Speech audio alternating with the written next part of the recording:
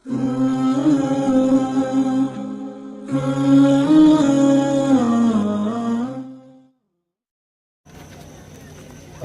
بالله من الشيطان الرجيم. بسم الله الرحمن الرحيم. السلام عليكم ورحمة الله وبركاته. الحمد لله الذي أمرنا بالتقوى ونهانا عن اتباع الهوى. اللهم صل وسلم على سيدنا محمد سيد المصطفى وعلى آله وصحبه ذوي الاهتداء. أما بعد، فقال الله تعالى في القرآن الكريم: بسم الله الرحمن الرحيم. ومن يطع الله والرسول فأولئك مع الذين أنعم الله عليهم من النبيين والصديقين والشهداء والصالحين وحسن أولئك رفيقا. وقال النبي صلى الله عليه وسلم في الحديث: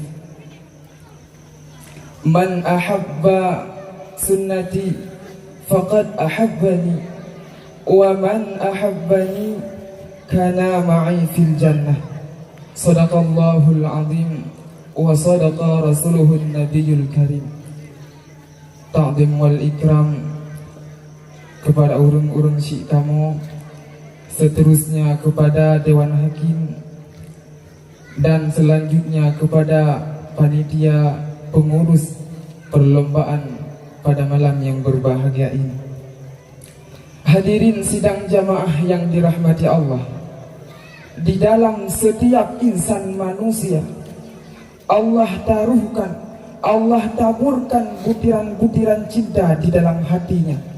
Yang namun tugas kita seorang insan hanyalah memilih cinta yang membuat kita bahagia ataukah cinta yang membuat kita sengsara. Namun di dalam setiap banyaknya cinta yang membuat kita bahagia, terledaklah cinta yang membuat kita bahagia adalah cinta kita terhadap Rasulullah sallallahu alaihi wasallam. Oleh sebab itu, pada malam yang berbahagia ini tergugah hati saya untuk membahas suatu pembahasan yang berjudul As-surur fi mahabbatir Rasul. Bahagia di balik cinta terhadap Rasulullah sallallahu alaihi wasallam. Hadirin sidang jamaah yang dirahmati Allah, berbicara dengan Rasulullah, siapakah yang tidak tahu Rasulullah? Rasulullah adalah sosok manusia yang telah memperkenalkan kepada kita, yang telah memperlihatkan kepada kita bagaimana manisnya Islam, bagaimana tentramnya di dalam agama Islam. Oleh sebab itulah sudah senantiasa kita mencintai Rasulullah sallallahu alaihi wasallam. Karena di balik mencintai Rasulullah, Allah taburkan kebahagiaan yang penuh di dalamnya. Di antara lain, Allah berikan kepada kita syurga. Pernah dahulu suatu riwayat yang diriwayatkan daripada Ibnu Abbas, di ketika itu Rasulullah ingin pergi dari permukaan bumi ini. Kata Rasulullah kepada Bilal bin Rabah, "Wahai Bilal, kumpulkan olehmu para sahabat-sahabat kepada masjid ini." Kemudian Bilal pun pergi dan mengumpulkan para sahabat-sahabat.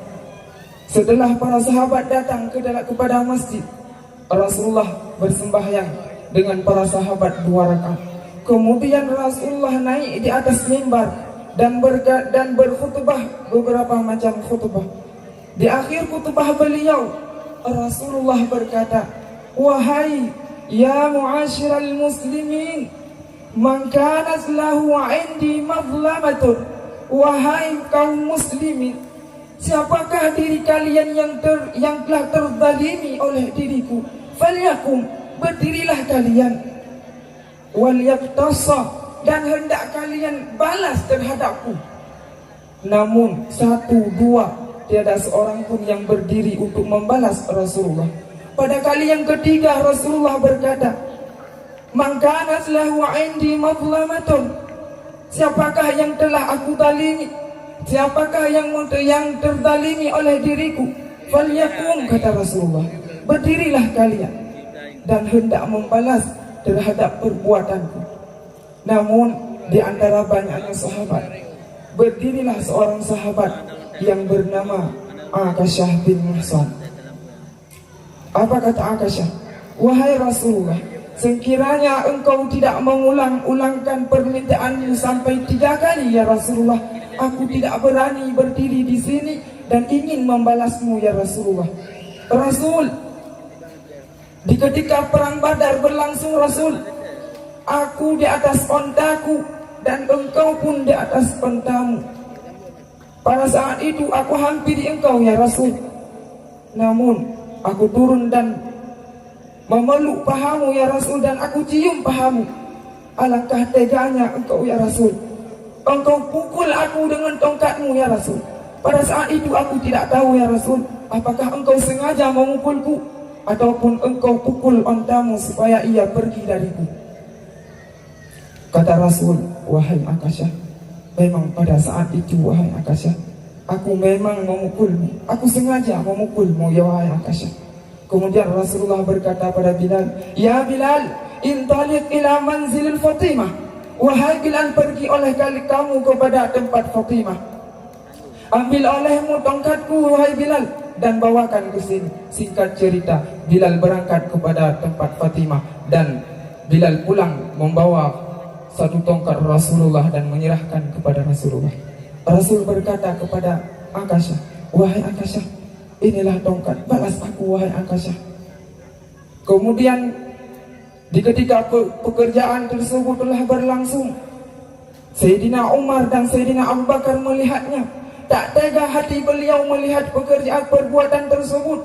Sayyidina Utsman dan Sayyidina Abu Bakar, Sayyidina Umar dan Sayyidina Abu Bakar berkata, "Wahai Akasyah, jangan engkau pukul Rasulullah, pukullah kami ini wahai Akasyah." Apa kata Rasulullah kepada Sayyidina Abu Bakar dan Sayyidina Umar?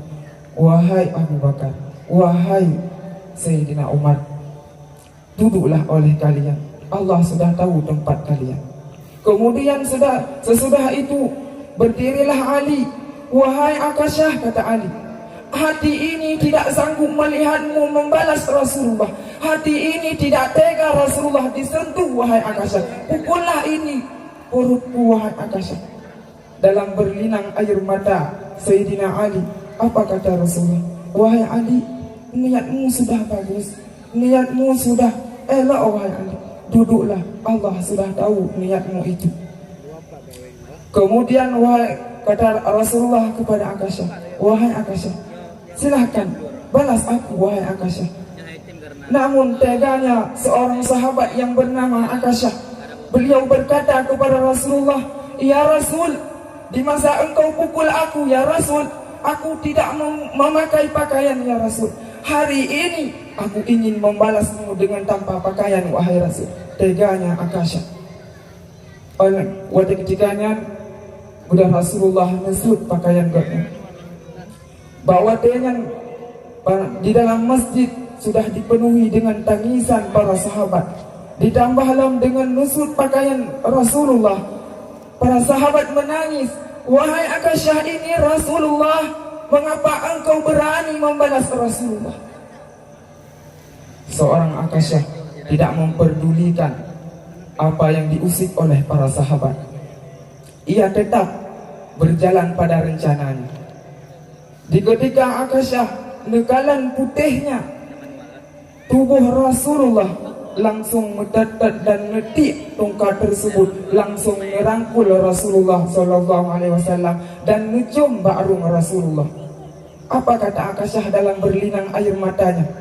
"Ya Rasulullah, siapakah yang berani ingin membalasmu ya Rasulullah? Tidak ada seorang pun yang berani membalasmu ya Rasulullah. Namun kulakukan ini wahai Rasulullah Aku ingin di yaumil qiyamah nanti tubuhku tidak dimakan oleh api neraka ya Rasulullah, lantaran tubuhku sudah bersentuhan dengan kulitmu wahai Rasulullah. Pada ketikanya nikul Rasulullah para sahabat, wahai sahabatku, siapakah yang ingin melihat penghuni syurga? Lihatlah kepada muka ini. Inilah penghuni syurga. Para sahabat berbondong-bondong mencium wajah seorang Akasha. Ini menjadi bukti, ini menjadi dalil yang bahwa kalau kita cinta terhadap Rasulullah, maka Allah akan memberi kepada kitanya syurga. Kesimpulan yang dapat kitanya petik, Rasulullah adalah seorang yang telah berhasil memberi kitanya untuk terarah kepada jalan yang benar.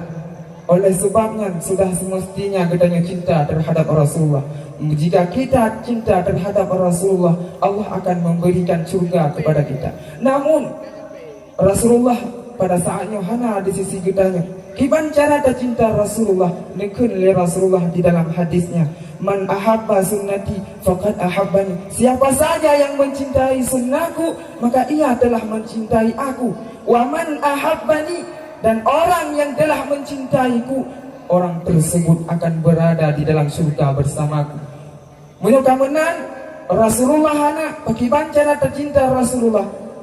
Cara tercinta Rasulullah adalah dengan cara dan melakukan sunnah-sunnah Rasulullah. Juga di dalam ayat Rasulullah, Allah juga di dalam ayat Allah nekun di dalam surah An-Nisa, wa may yuti'illah, orang yang cinta terhadap orang yang taat kepada Allah war Rasul dan kepada Rasul, orang tersebut ulaika ma'al ladina ma'an Allah, orang tersebut akan Allah berikan nikmat kepadanya, orang tersebut akan Allah bersahau kepada orang-orang yang saleh, kepada para nabi, kepada para syuhada. Itulah di dalam syurga Allah Subhanahu wa taala. Hanya sekian. Assalamualaikum warahmatullahi wabarakatuh.